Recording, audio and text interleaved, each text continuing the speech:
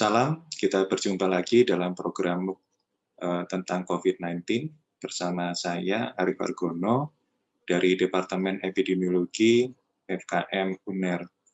Dalam kesempatan kali ini akan kami sampaikan tentang implementasi sistem dan teknologi informasi dalam upaya pengendalian dan pencegahan COVID-19.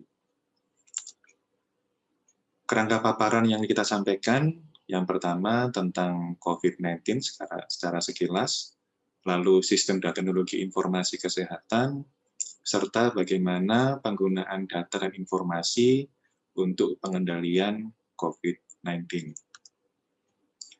Nah, seperti yang kita ketahui bersama bahwa masalah COVID-19 ini merupakan masalah penyakit menular, dan kita bisa dekati penyakit menular itu dari berbagai macam konsep atau teori. Salah satunya menggunakan segitiga epidemiologi, di mana COVID-19 itu dipengaruhi oleh host atau individu, kemudian agent, ya, lalu environment atau lingkungan. Faktor host atau individu atau juga disebut juga dengan pejamu, ya, yang berpengaruh terhadap kejadian masalah kesehatan atau penyakit meliputi usia, jenis kelamin, keberadaan faktor risiko, lalu adanya penyakit komorbid, kemudian perilaku, lalu mobilitas, status nutrisi, dan status imun dari seseorang. Kemudian agentnya, yaitu dalam konteks ini adalah virus COVID-19 itu sendiri, ya, yang berpengaruh adalah strain dari virus itu, kemudian virulensi serta resistensi. Sementara untuk faktor environment atau lingkungan, ya, yang berdampak terhadap COVID-19 bisa meliputi kepadatan penduduk, ya, kemudian sosial budaya, ya, kemudian juga pelayanan kesehatan. Nah, ini juga dipengaruhi oleh waktu, di mana sejak virus itu ada, gitu ya, kemudian menyebar, kemudian sampai kepada masuk dalam tubuh sampai memunculkan gejala, ya, itu juga memberikan dampak terhadap penularan COVID-19 ini. Nah, karena ini merupakan penyakit menular, maka salah satu upaya untuk pengendalian pencegahan adalah melalui memutus mata rantai penularan itu dengan cara tracing, testing, treatment, dan isolation. Ya, melalui tracing, ya, diharapkan dilakukan penemuan kasus secara cepat dan dini, ya. Kemudian jika ada yang ditemukan, segera dilakukan pengujian, ya, penegakan diagnosis, dan tentunya yang valid melalui pengujian laboratorium. Lalu dilakukan juga treatment bagi yang menderita COVID-19 positif, ya, perawatan dan pengobatan kasus COVID-19. Dan dilakukan isolation, ya, memisahkan orang yang sakit dengan yang sehat, ya. Ini sebagai salah satu upaya untuk memutus mata rantai penularan COVID-19. Dan kalau kita melihat pada atau kita merujuk pada revisi yang kelima, yang terbaru, ya, ketika video ini dirilis, ya, masuk pada revisi 5 pedoman pencegahan dan pengendalian COVID-19, ya. Diagnosis dari atau status COVID-19 itu ada suspek, kontak erat, probable, konfirmasi, pelaku perjalanan, discard, selesai isolasi, dan kematian. Ya, dan ini yang kita coba sekarang kita upayakan untuk memutus rantai penularannya. Dan upaya itu dilakukan berbagai macam pendekatan, ya. Dan ini bisa meliputi pendekatan epidemiologi atau juga pendekatan yang lain, ya, termasuk juga melakukan berbagai macam intervensi, ya.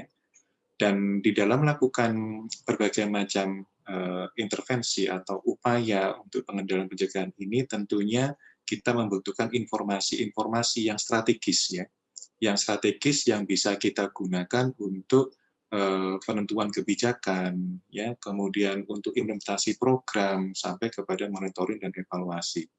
Dan salah satu informasi yang penting itu adalah berupa indikator, ya. Dan ini harus dihasilkan, ya, secara tersistem, ya, untuk mengoptimalkan hasil dari data dan informasi yang dihasilkan. Jika kita bicara tentang informasi, ya, dan tadi ditunjang oleh sistem, ya, tentunya juga perlu didukung oleh teknologi yang memadai.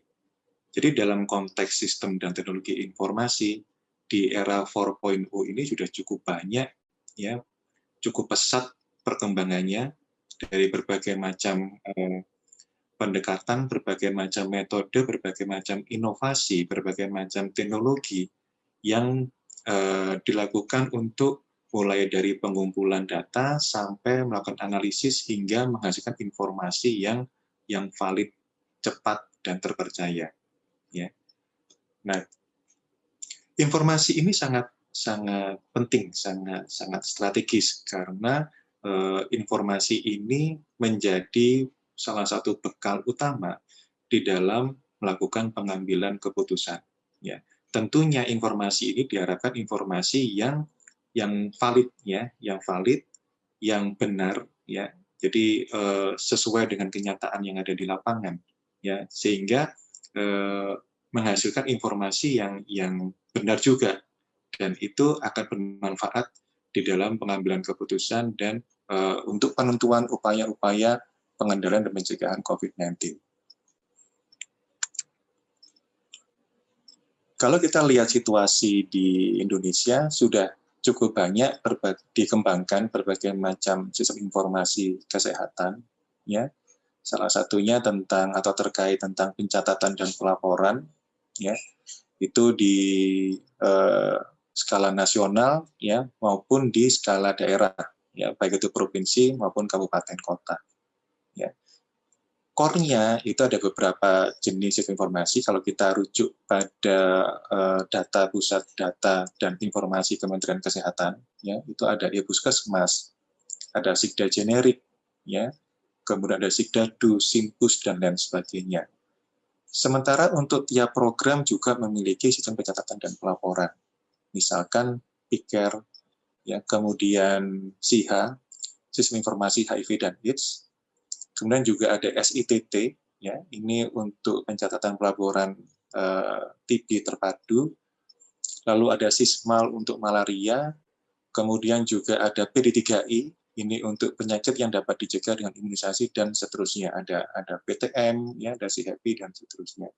Nah, sementara di level provinsi atau di level daerah itu juga ada beberapa daerah yang juga mengembangkan sistem informasi, ya, seperti di Provinsi Jawa Timur, ya, ini ada beberapa sistem yang juga sudah dikembangkan, ya, baik itu di level provinsi maupun di level kabupaten kota. Surveillance juga merupakan sumber informasi yang strategis, karena di dalam surveillance itu juga melakukan pengumpulan data, ya, yang dilakukan oleh healthcare system, ya. Kemudian data itu dilaporkan kepada public health authority, kepada dinas kesehatan, lalu data itu kemudian diolah menjadi decision, ya, atau keputusan. Dan hasilnya itu di-feedback-kan, diumpan-balikan lagi kepada healthcare system, misalkan di puskesmas atau rumah sakit, ya. Dan healthcare system inilah yang kemudian melakukan action atau tindakan, ya. Dan ini terus berulang, pengumpulan data ini terus berulang, analisis data ini terus berulang menjadi sebuah siklus, dan ini menjadi informasi yang penting juga di dalam upaya pengendalian dan pencegahan penyakit. Ya, dalam surveillance ini akan dihasilkan informasi yang penting, yang kita sebut dengan informasi epidemiologi. Ini meliputi variabel orang, variabel tempat, dan variabel waktu. Nah, di dalam upaya pengembangan sistem informasi, ya, tadi juga sudah disampaikan bahwa salah satu aspek penting di dalam upaya pengendalian pencegahan adalah dari informasi atau indikator yang digunakan. Dan di sini salah satu contoh ketika kita berbicara tentang COVID-19, maka ada beberapa indikator yang dipakai begitu, yaitu indikator epidemiologi, kemudian indikator surveillance kesehatan masyarakat, lalu ada indikator pelayanan kesehatan. Nah, ini adalah informasi yang penting, yang strategis yang harus dihasilkan oleh sebuah sistem. Nah, untuk mendapatkan informasi ini maka perlu diidentifikasi data-data apa saja yang harus dikumpulkan.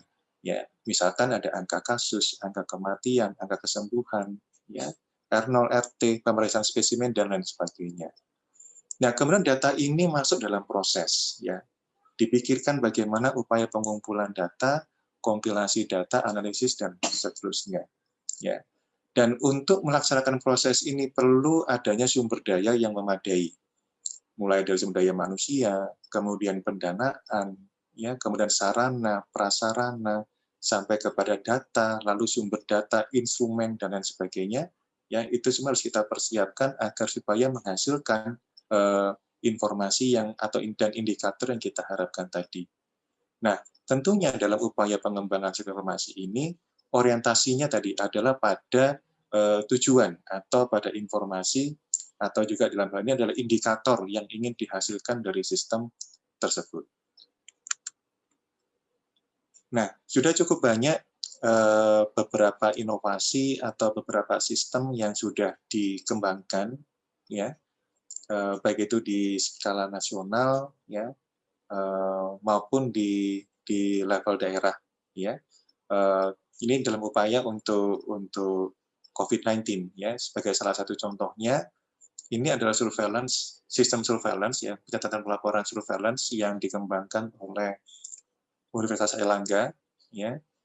Kemudian juga ada sistem surveillance yang dikembangkan oleh Provinsi Jawa Timur. Ya. Nah, di sini pengguna dari sistem ini, ya, memasukkan data-data yang berupa faktor risiko tentang COVID-19. Nah, kemudian dari sistem ini akan mengolah data itu, ya, lalu menghasilkan diagnosis dan rekomendasi berdasarkan diagnosis apa status dari COVID-19 seseorang.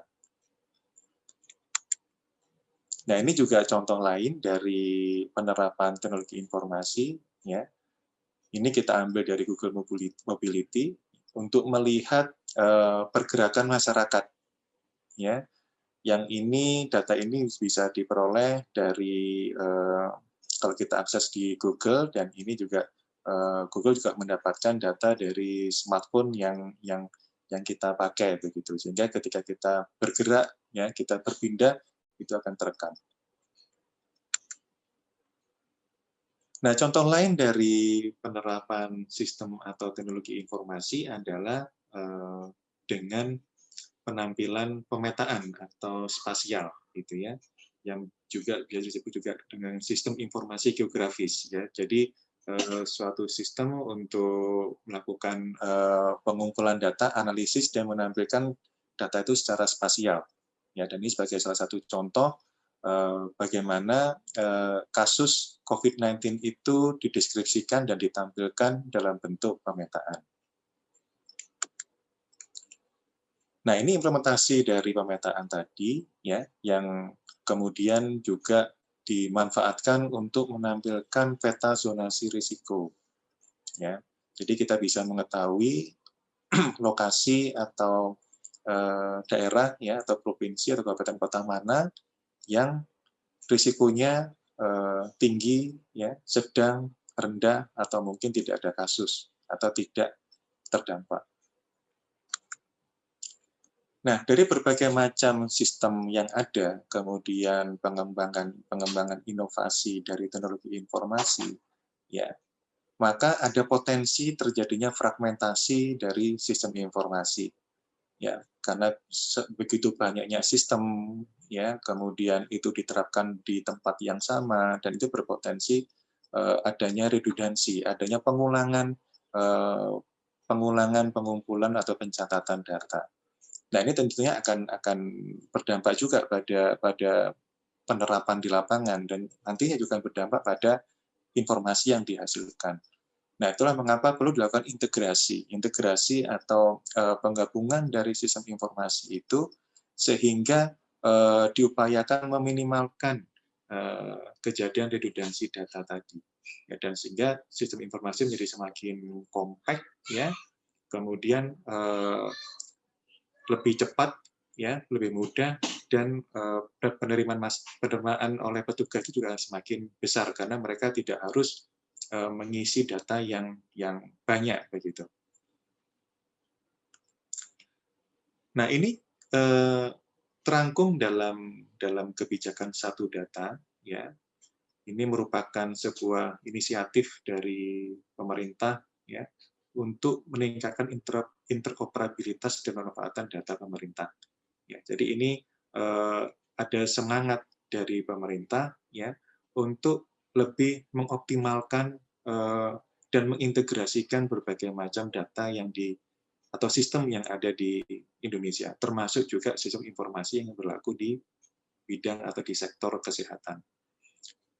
Jadi satu data kesehatan ini ya merupakan kebijakan tata kelola data pemerintah ya untuk menghasilkan data yang akurat, mutakhir, terpadu, dan dapat dipertanggungjawabkan, ya, serta mudah diakses dan dibagi-bagaikan antar kementerian dan lembaga dan perangkat daerah, ya, melalui pemenuhan standar data, metadata, interoperabilitas data, dan menggunakan kode referensi dan data induk. Ini kalau kita rujuk pada Perpres nomor 39 tahun 2019 tentang Satu Data Indonesia. Dan ini juga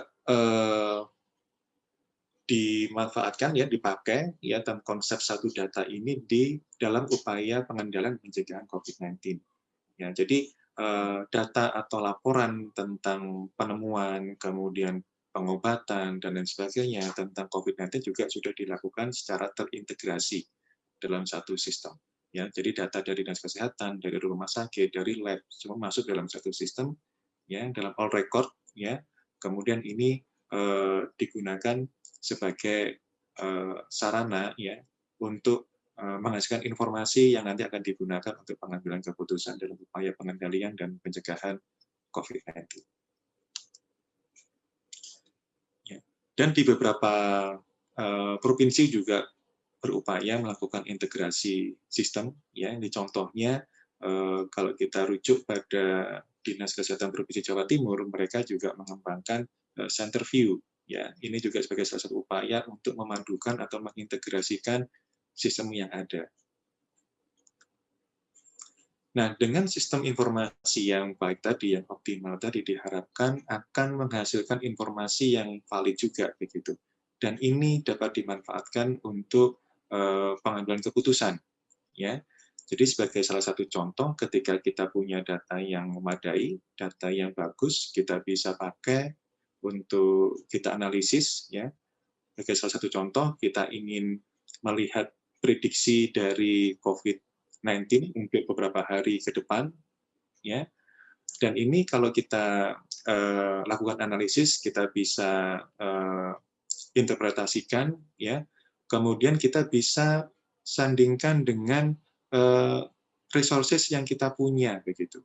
Ya, jadi kalau kita sudah prediksikan datanya untuk beberapa hari ke depan sejauh mana perkembangan dari COVID-19, ya. Kemudian kita lihat resources kita, ya. Dan ini kita bisa lihat, kita bisa pantau apakah kita sudah punya cukup resources untuk melakukan pengendalian pencegahan COVID-19. Jadi seandainya dalam beberapa hari ke depan ada lonjakan kasus, begitu ya. Kemudian kita lihat ketersediaan dari kamar atau ventilator yang dipunya di suatu rumah sakit atau di suatu wilayah, ya kita bisa bandingkan sejauh mana kemampuan dari rumah sakit atau wilayah itu dalam penanganan dari COVID-19 ke depannya. Ini juga contoh dari implementasi data dan informasi, ya. Jadi kalau kita lihat dari atau kita merujuk pada buku revisi 5 Pedoman Pencegahan dan Pengendalian COVID-19, ya, di mana di situ disebutkan bahwa karantina mandiri, ya, kemudian isolasi diri di rumah itu juga menjadi salah satu upaya yang perlu dilakukan oleh masyarakat dalam mendukung pengendalian pencegahan atau terutama dalam penyebaran COVID-19. Nah, oleh karena itu, program ini atau upaya ini juga perlu didukung oleh sistem surveillance yang memadai. Ya, bagaimana sistem itu bisa memantau ya kondisi setiap individu atau setiap orang, ya, terutama yang melakukan isolasi diri di rumah, ya, atau melakukan karantina mandiri. Nah, itu juga perlu didukung oleh surveillance dan sistem informasi yang memadai, sehingga dinamika atau perubahan kondisi dari masyarakat itu bisa dipantau. Nah, jadi dukungan sistem informasi dan teknologi informasi dalam COVID-19 sangat-sangat strategis, ya. Mengingat COVID-19 ini merupakan hal yang baru, ya, sehingga masih sangat dinamis, ya, dan itu perlu didukung oleh inovasi dan dinamika dan perkembangan teknologi informasi yang memadai juga. Nah, di sini pentingnya data dan informasi yang akurat, ya, yang up to date, lengkap dan tepat waktu. Dan juga dibutuhkan harmonisasi antar institusi tadi, terutama dalam hal kebijakan satu data, ya, untuk saling melakukan untuk berbagi data dan informasi. Ya. Dan juga pentingnya kerjasama antar institusi dan lintas sektor yang sinergis dan harmonis untuk bersatu melawan COVID-19 ini. Dan ini kita sebut dengan kolaborasi pentahelix. Ada pemerintah, swasta, akademisi, ya, kemudian masyarakat, ya, serta media massa. Dan tentunya, ya, berbagai macam sistem informasi atau teknologi informasi yang dikembangkan itu perlu diintegrasikan, ya, untuk mengurangi atau meminimalkan redundansi data tadi. Dan ini juga sudah diakomodir oleh pemerintah melalui kebijakan satu data. Demikian tentang implementasi sistem informasi dan teknologi informasi dalam upaya pengendalian COVID-19. Terima kasih atas perhatiannya. Sampai ketemu di lain waktu. Stay safe, stay healthy. Salam.